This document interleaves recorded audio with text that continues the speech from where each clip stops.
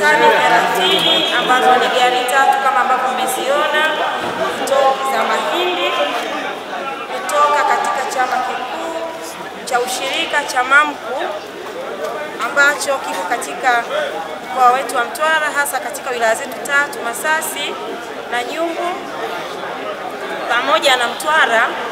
Na tumepokea tani hizi kwamba tani 10 zitakuja Masasi na tani 10 zitaenda Mtwara, lakini tani 10 zitakwenda na Nyumbu.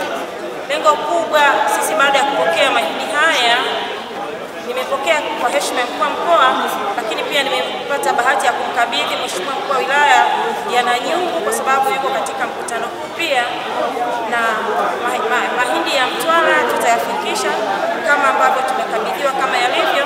Lakini basi nikafanya maamuzi kabisa nikiwa hapa kwamba mimi kwa heshima kubwa mahindi haya yatakwenda kwa ajili ya chakula cha wanafunzi kwenye shule. Chakula cha wanafunzi shuleni ni changamoto. Tunataka kuanzisha lishe kwa watoto shuleni, na sisi kama wilaya sasa mahindi haya moja kwa moja tutayasimamia na tutayagawa shuleni kwa wilaya ya Masasi. Lakini pia kwa sababu lengo la MAMCU ni kuchangia elimu, naamini hata katika wilaya zingine sasa kwa niaba ya mkuu wa mkoa watayapeleka shule bila kujali sasa ni sekondari ama ni shule ya msingi, kulingana na uhitaji. Mheshimiwa mkuu wa mkoa mwenyewe ataamua kulingana na uhitaji wao katika wilaya yake.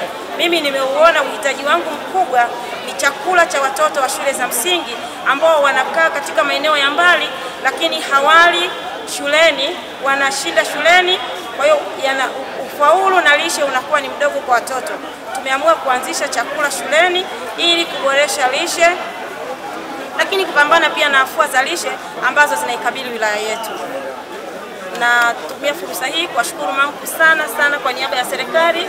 Tunawashukuru kwa kuunga jitihada za serikali mkono. Tunawashukuru na kuwatakia kila laheri katika uzalishaji, na hii ni kazi ya uadilifu ambao mmefanya, kwa sababu chama hiki kinafanya vizuri katika ushirika, na naamini ni chama ambacho ni mfano wa kuigwa. Asanteni sana.